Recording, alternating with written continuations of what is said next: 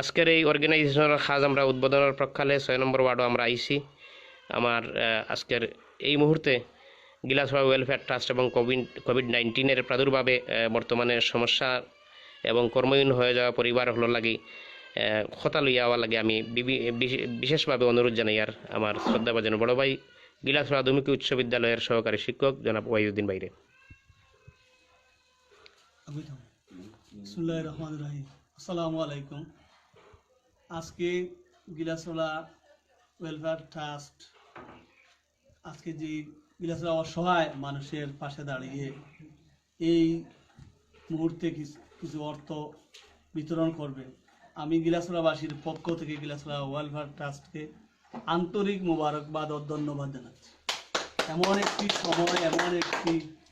সময়ে আপনারা এই যে এগিয়ে এসেছেন গিলাসপাড়ার ব্যক্তি হিসাবে, গিলাসপাড়ার মানুষ হিসাবে, গিলাসপাড়ার দুঃখী মানুষের জন্য কিছু উপহার নিয়ে।